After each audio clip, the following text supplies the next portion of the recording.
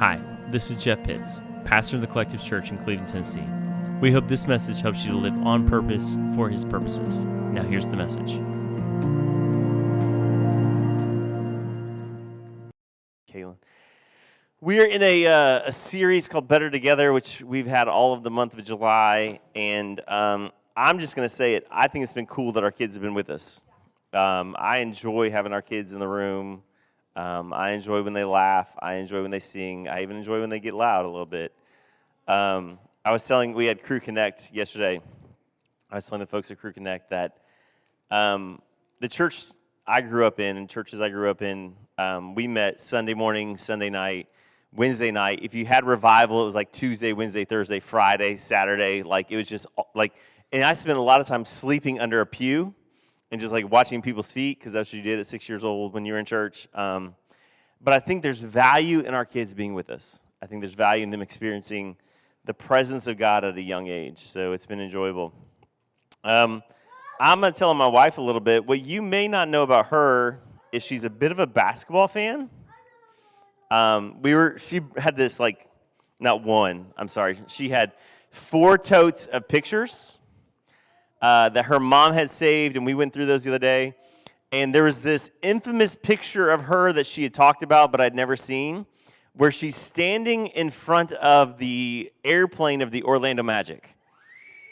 And she is a huge, like, mid-'90s Orlando Magic fan. It was when they showed up to Orlando area, and a friend of hers had season tickets, and they would go to the games, and it was like Shaquille O'Neal when he was a rookie, and Penny Hardaway.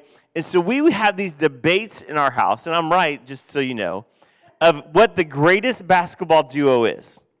Because of her love for Orlando, she has Penny and Shaq, right? They were okay. I'm a Chicago guy. So you know it's MJ and Scottie, right? For me, like, if you've watched like The Last Dance, you know the greatest duo in basketball history is Michael Jordan and Scottie Pippen, hands down. And some of you are like Marvel people or DC Comics. You've got other duos. You're Batman and Robin. I'm not into the comics, but I know throughout history we have seen these incredible duos. Some of you are Mario and Luigi. Like, if you play Mario Brothers, that's your jam. Like, that's what you do. Some of you who grew up with my kids, you might say it's Bob and Larry are the greatest duo of our time, right? Like VeggieTales, like they just kill it. Like we just have these historical, incredible, great duos that seem to just be better together. That if you separate them, something breaks down. If you separate Bob and Larry, it's different. If you separate Bert and Ernie, it's not the same. If you separate Batman and Robin, we know Robin's not going to survive. Like, you just know that some things are better together. And the book of Ecclesiastes 4 is our text today. If you want to go there with me, starting in verse 9. A very familiar passage in Ecclesiastes 4. It says this: 2 people are better than one because they can reap more benefit for their labor.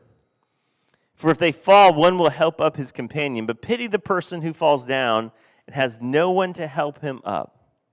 Furthermore, if 2 lie down together, they can keep each other warm, but how can one person keep warm by himself? Although an assailant may overpower one person, 2 can withstand him. Moreover, a 3-stranded cord is not quickly broken. Some things and some people are just better together. And so the Solomon, who really early on in the book of Ecclesiastes just identifies himself as teacher or preacher, but we know he's Solomon because he says he's king of Jerusalem and he's David's son. He kind of hints at it, but he doesn't say his name, but we know it's Solomon. So this teacher, preacher, through most of Ecclesiastes almost writes it tongue-in-cheek, like some of it's sarcastic. But this, as most scholars believe, is straightforward, shifting gears, going, hey, this is truth, that we are better together because 2 people are better than one. We talked last week that the enemy likes to isolate. The enemy of your life and the enemy of your faith wants to isolate you, because if he can isolate you out, then he can pick you apart. We watch this in nature, right?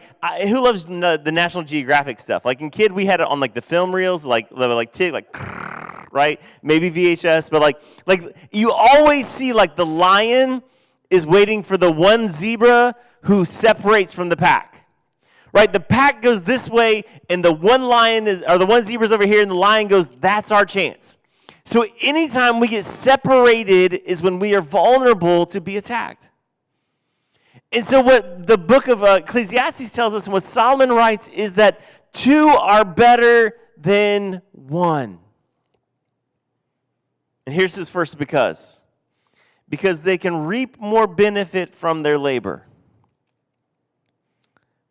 Eventually, we'll have people back to our house. We've been kind of busy, but when you walk in our house, there's this brand new vinyl plank flooring. It's beautiful, gorgeous. And Luke, who sits over there, helped me install it, and I hired Luke to install it. Let's be honest, I don't do a lot of labor. And he goes, are you going to help me? And I was like, yeah. I'm good at like going to get the boxes, right? Like, but two are better than one, because what would have taken Luke 4 days took us 2 days, because two are, even with my limited skill, two were better than one. Why? Because they reap more reward for their work. They reap more benefit from their labor. And when we come into the kingdom of God, two are better than one. When we work in unity in the kingdom, when we work together as Christians, when we work together as believers, we reap a better reward. And that reward is not something that comes back to us, it's something that goes out into the kingdom. So when we work together, we sow more seed. Like we water more seed. We reap a bigger harvest of souls and people. Why? Because two get more reward for their work.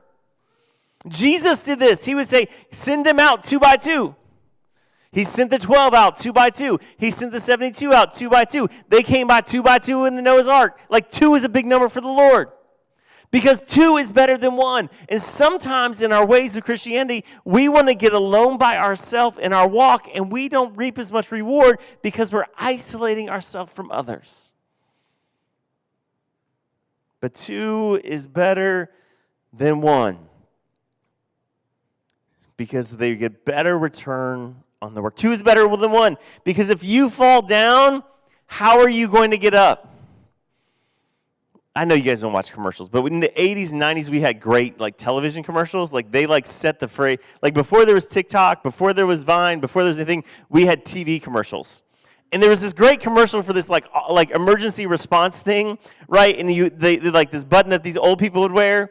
And there's this old lady that has a walker, and she falls, and she hits the thing, and she goes, I've fallen, and I can't get up, right? And the emergency team sweeps in to respond, like, and that was like the running joke, like you guys have TikTok jokes, that was like the joke of our life in the 90s, like, I've fallen, and I can't get up, like, and so, like, if you fall and can't get up, who's gonna pick you up? If you're walking through life alone, if you're walking through faith alone, if you're walking this Jesus journey out by yourself, and you fall, this is what Solomon says. He gets real vicious with it. He says, pity the person who falls down and has no one to help him up. Pity that person. Whether it's a literal fall in your life or the world is falling around you,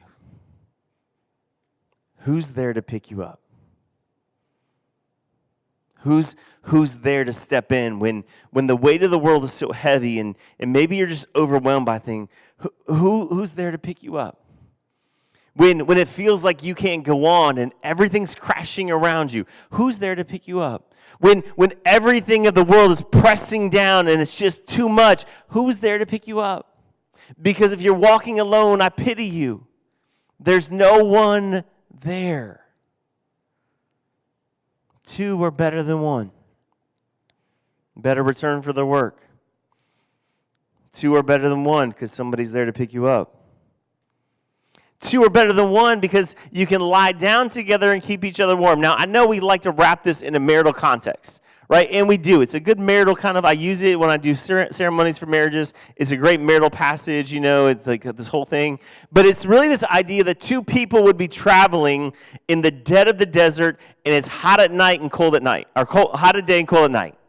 And they would be traveling, and there's no inn, and there's no place to stay, and it's cold, and they didn't really pack really well, and they're going to lay really close to one another to stay warm. It's not a sexual thing. It's simply a survival thing. Like if you're in the desert and you need some way to stay warm, somebody else's body heat's going to work. Just simple survival tool. This is the context. You need somebody close in your life. You need somebody who so knows you that you can be close in proximity and vulnerable with. Two are better than one because in times when you need to be warmed up and your life needs warmed up, you can be close to that person. And sometimes I think we sit in rooms in proximity close, but emotionally and spiritually far away. I think sometimes we sit in spaces and somebody's right next to us and we still feel alone because we can't be vulnerable with anybody else with our mess. I sometimes think we call people friends, but they're not because we can't sit close enough to them in the emotional world, in the spiritual ways, to be close enough that they know us intimately. I need some people to warm my life up. I need some people who can call me and call me into correction. I need some people in the worst seasons that I can sit close with and pour out everything and be vulnerable and risk it all with. Why? Because two are better than one. They got better return for their work. They got someone to pick them up. You got someone to keep you warm. Two are better than one because though an assailant may overpower one person, two can withstand him. I'm not much of a fighter, y'all. But if I get in a fight, it's going to have to be an unfair fight. Like if somebody picks on me, I'm going to need someone to fight with me. I don't throw punches well. I don't kick well. I run well. Like that's just how it goes. But if I'm in a fight, I need somebody to fight with me. I was having a coffee with our friend Brian and Ashley Lindsay. Pray for them there in Zambia in doing some ministry and some missions, and it's just been a challenge. But we were having coffee, and we were talking about just conflict we're having in different areas of life. And I told Brian, I said, I don't pick a fight in the natural, so I'm not picking a fight in the supernatural. Like, I'm not chasing demons with a squirt gun, y'all. Like, I am conflict avoidant. But I know in life there is conflict. I know in life and in spiritual world, there's fights you have to enter into. I know as a Christian, the enemy is after me. So what I also know is, based on this passage, is I need people to fight with me. I'm more of a runner. But there's times I've got to take a stand and take a fight. And I can't fight alone. If I fight alone, I'll be overpowered. If I stand alone and try to throw punches, I'm going to lose. I need you guys to fight with me. Because one is not enough. Two is better than one. Although an assailant may overpower one person, two can withstand him, which means, we said last week, when the two or more are gathered, Jesus said, I am with them. We gather and we fight together because together we're stronger. Together we're better. And then Solomon kind of throws this whole thing into a spin. He says, two are better than one. Moreover, a three-stranded cord is not quickly broken.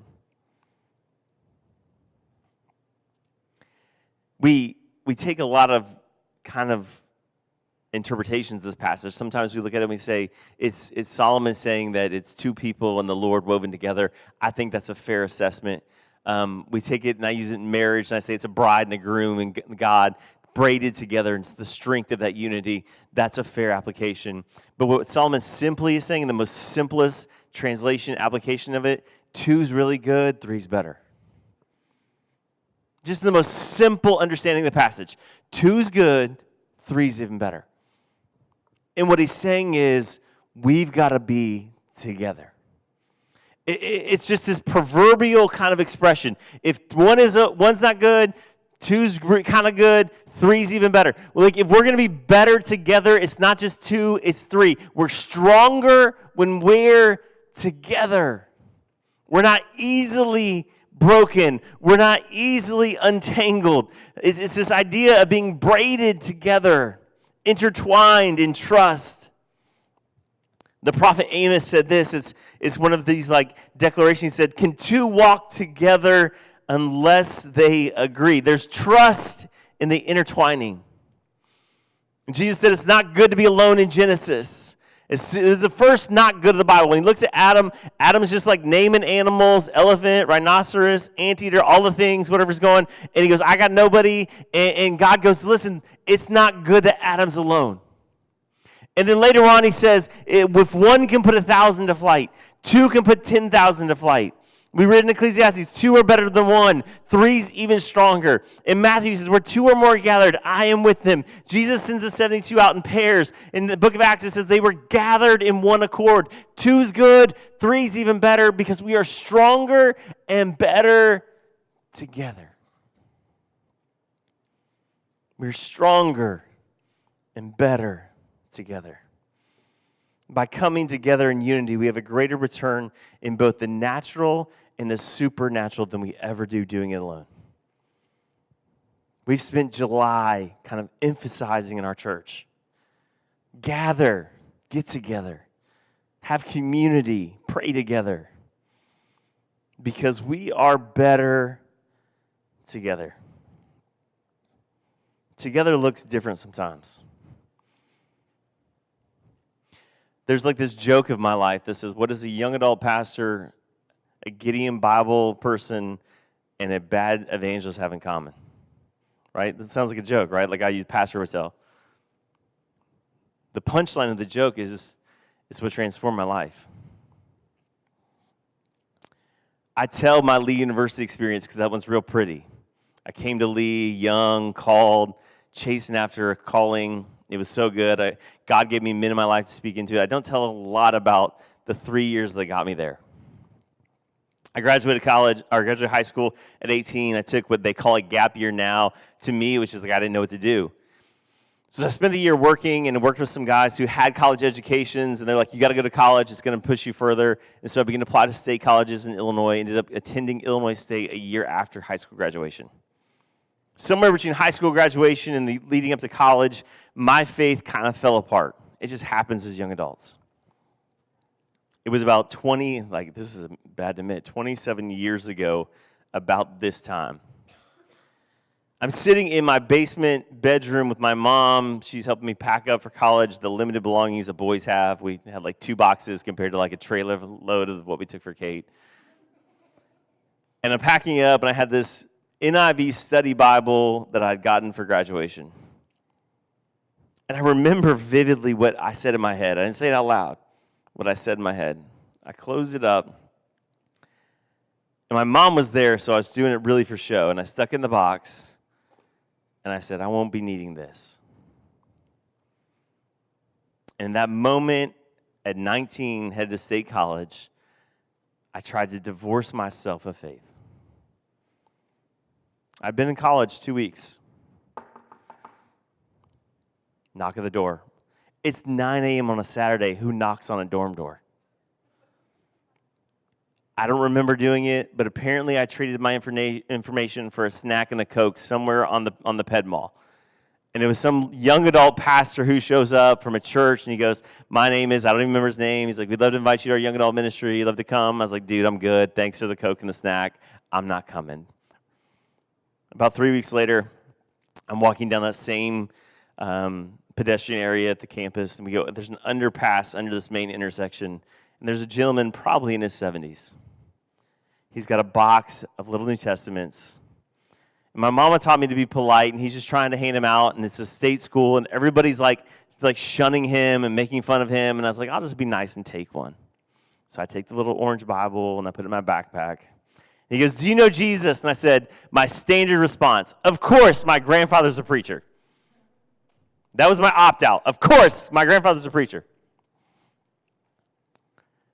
It's a young adult pastor, the Gideon. And for 4 months of my life, I ran in this sort of race running from God as he chased me down. He would show up in the weirdest places in that first semester of college. there would be conversations that were totally not God-related. And when I say that, understand it was college. And somebody would go, you know what I miss the most? And I was like, please say it's pizza. Please say we're ordering pizza. And they would go, I miss going to church. And I remember literally saying, why would you say that? So I finished my first semester. I did exceedingly well academically, did exceedingly well at drinking beer. Both things were true. My mom, who's a praying Pentecostal mom, drags me to a revival service. I say drag. I went willingly, but not willingly. I sat in the back of this little church. I don't remember a song we sang. I don't remember the sermon. It was really bad. The guy just shouted and screamed and had his hanky. He did all the things that you expect a Pentecostal preacher to do. 19-year-old Jeff, second to last row of the church, having a spiritual, mental conversation with Jesus. Lord, do you not know my GPA? That's what I said to him. Because he's going, Jeff, I need you to listen to me. And I said, God, didn't you see my GPA? 3.75, first semester of college. Jeff, I got something for you. God, did you not see the friends I made? College is great. Jeff, I need you to wake up and get out of this. God, did you not see how great a semester I had? This was the best 4 months of my, Jeff, and the tears begin to fall. And like any good preacher, that preacher starts preaching harder, thinking he's just doing this wonderful job. Believe me, that's what we do. Like, bless God, young man, why don't you come to the front? And he just thinks he's hit a home run with his message. He doesn't know that God's just been wrecking me for like 4 months. And I struggle to get up, and I come, and I get the snot cries. Like that one is God is just wrecking my world. And God in that moment restores and redeems some things that I had divorced myself from. Young adult pastor, a Gideon, and a really bad evangelist. Somehow we're better together. Somehow we're better together. That moment changed the trajectory of my life. I was going to school to go into broadcast journalism. I got a job at the college radio station. I was doing news and sports reports. It was a lot of fun. I love talking in a microphone, as you can tell. And for the next year of my life, God kept interrupting things and pointing me back to a calling. And some of you may ask, and we've had this conversation personally. Some of you know we've had it publicly. And it's always, Jeff, why do you love college students so much? And there's two reasons. One reason is because a young adult pastor, a Gideon, and a bad evangelist changed the trajectory of my life through Jesus Christ. The second reason is because another man named William Lamb stepped into the gap at 21 when I was arrogant and prideful and chose to be a spiritual mentor in my life. And those two things changed everything. Those two things are the reason that we stand here today as the collectives and have such a huge heart for Lee University. Those two things is why I will walk and weep at the campus. Those two things are why I pray that my own kids, as they leave for college and they wrestle out their own divorce of faith, because it happens frequently, would find someone, maybe a young adult pastor, it may be a Gideon, it may be a really bad evangelist, it may be a mentor, someone stepping into the gap to help them navigate this road of faith. That is why we do what we do. And as we've prayed as a church and prayed as a leadership team, we have been in a fight for 6 months. I just want to be really honest. I'm going to grab the stool so I don't get preachery, and I can just kind of share with you guys my heart because it works better for all of us. It has felt like the enemy has been punching our church and punching our family. I think natural accidents happen, but I also think Avery's accident was the work of the devil. That's what I think. There was a stretch where I think there was every one of our key leaders wrestled sickness in the same 10-day stretch. And at that moment in our team, we were trying to kind of rally and come together, and I didn't feel like our team was very unified, and we had some struggles, and we just began to pray individually about what God would do in our church, and we kind of were just at the stage of, God, you've got to move, you got to do something, and what we begin to do is we begin to circle back to some things in unity separately, which was weird. And so Rachel and I would have a conversation with Emily, who does so much work here besides leading worship. And we had a conversation with Bobby and April, who lead our student ministry. We had a conversation with Courtney. We had conversations with people outside of our church who we are trusted advisors. And they just kept kind of echoing the same things. And we kept having the same conversation. That we have to be who God's called us to be.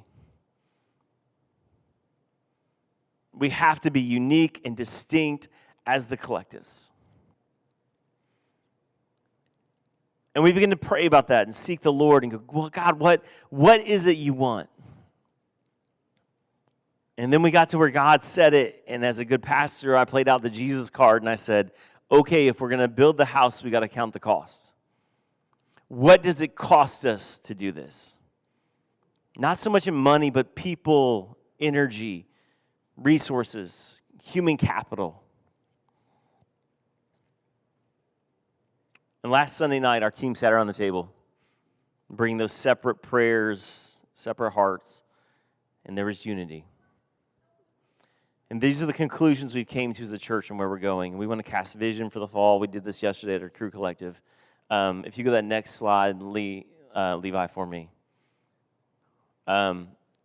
We feel like the Lord's called us back to a Sunday night service at 6 p.m. When we came to this building, Sunday morning was the right option for that season. But we just feel like we are the most authentic. And we talk about our values. Authenticity is essential. We are most authentic at 6 p.m. I don't know why. I don't know that it's really different. I don't know that it's the time. I just feel like it's who we are. We don't want to give up Sunday morning, so what we've done is we're adding a 11 a.m., what we used to call Rooted when we were at First Christian Bible Study. Again, one of our values is Scripture is our standard. We want to fight biblical illiteracy. Like, people just don't know the Bible. And so it's going to be more of an inductive Bible study here at 11 a.m. Our worship service will be at 6. Like, this expression will be at 6 p.m. on Sunday. We just feel like young adults gravitate a little bit more to that 6 o'clock hour. We also feel like they want a deeper Bible study, so we're offering both options. If you want to just come to Bible study, cool. If you want to just come Sunday night, cool. If you want to come to both, cool. It's not a mandatory one or the other, but our worship expression will be Sunday at 6, Bible study Sunday at 11. What we're doing with our collectives kids is we, again, have a high press on biblical literacy. And so we're going to have them here and worship with us, and then Courtney, who leads our collectives kids, they're going to have a discipleship time when we break from worship and transition into the message to give more of a condensed kind of Bible teaching time. They'll have a snack and a game, but we want those kids to know the Word of God. We want them to have it memorized. We want it to be buried in their hearts. So when they're 18, 19 and going their own way, God kind of brings that back to life. We want to do that. So our collectives kids will be in worship with us, and then they will break from there and get to the discipleship, what we call discipleship community. After worship, and Miss Courtney and the team will keep doing kids ministry there. Wednesday night, it's 112 will not be affected. They'll still be, as we get into the school year, here at 7 p.m. and doing exactly what they've been doing. Bobby's been doing an amazing job of really digging deep scripturally with our students. Again, they've got to know the Word of God. That's one of the resounding things our team talked about. Biblical literacy. They got to know Scripture, and it's one of the values in the hearts of our church. And then we're relaunching where it all began. 30 Below was the small group that we kept saying wasn't a church. And it's exactly what the title says, 30 Below. So anybody 30 and below will be invited into this young adult discipleship community. Just another way that we foster community and we foster deeper understanding of Scripture. And that's going to be led by Emily and Andrew on a bi-weekly basis on Tuesdays as we get into the fall semester of school. We're going to go back to family tables because that's who we are. We love to gather and eat, y'all. And we realized, Rachel and I sat down the other day, that it's been since the Super Bowl since we had a family table. And we lost that piece of who we were because it's just Sunday morning, come back Sunday night, but got really kind of challenging, and we just sort of lost some of that. And so as a leader and pastor of this church, I'm just trying to get us back on course. There's an illustration oftentimes in leadership that if you start in LA and you're flying to New York City and you get 1 degree off course over the course of that flight, you'll end up so far off track by the time you try to get to New York City. And so as a pilot, you got to keep bringing it back in line to where you're going. And it's the same way in leadership. And so this is just us adjusting mid-flight, fighting the stream, fighting the turbulence, adjusting mid-flight to get to the destination where God's called us to go. And so these are the changes we're making. We are still the collectives. We are still about reaching, raising, releasing. We're still about crying when we send people to Lakeland, Florida. Like, that's just going to happen. Like, I love it and hate it all at the same point. We're just going to have to get comfortable loving on people and saying goodbye often, because that's just part of what the culture of our church is. But this is where we're going. Because God has broken our hearts, Rachel and my heart and heart of our team, for the next generation. I'm going to steal Rachel's story because it's our story. She calls it the principle of Gone with the Wind. If you know the movie Gone with the Wind, I don't like it. That's all you need to know about it. But it's her favorite movie in like the whole world, I think. And there's a character who she's a Southern woman caring for Yankee soldiers. And she's questioned why she's caring for Yankee soldiers. Somebody's like, why are you caring for these Yankees? And she responds with this really incredible, wise expression. And she says, my hope and prayer is that there's some Yankee woman caring for my husband while I care for theirs. We now have young adults in our house. Young adults we've sent. Andrew's married and lives in Illinois. Kate's off at college at Belmont. Isaac's figuring it out somewhere. We got 2 more young adults that will enter our house in the coming years.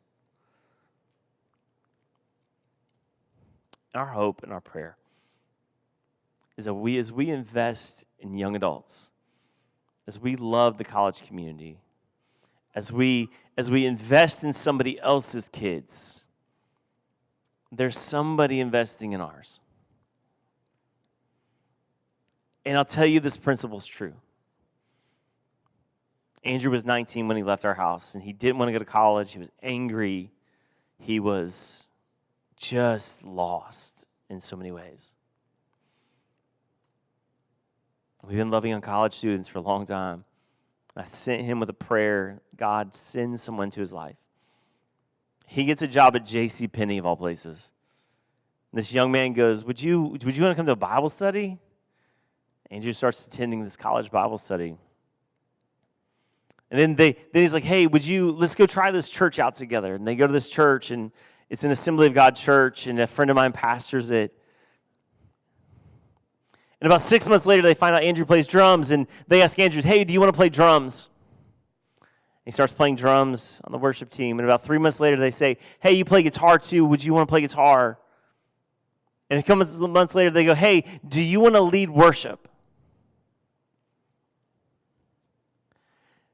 The 2-year-old kid I used to walk into the music store that I knew God's hand was on came to fruition at 21 through the hands of somebody else. Because we trusted God to send someone to our kids while we love somebody else's. That's the heart of our house. You're probably sitting there going, hey, what if I'm not a young adult? Awesome. Awesome. Because 2 get more return for their work. 3 are even better. And we need God-fearing, loving the Lord adults to make investment into the next generation. We need people to come along and labor with us. We need people to help us fight for a generation, because 2 are better than 1, and 3 is even stronger. 2's better than 1, 3's not easily broken. So we're going to be a church that chases after doing God's will and seeing the next generation called and sent and rescued, because that's who we are as the Collectives. And so we've made these choices and these decisions, and we want you to be in unity with us on them. And we can talk afterwards in private conversations if you want. But Emily, if you'll come, and I'm going to pray, and we're going to song of response. And let's take a minute. This is what I really just feel. Emily, if you'll just play something. As a church, let's just take a minute and seek the Lord. Thanks for listening to our podcast. And remember to rate, review, and subscribe. Now go be the Collectives.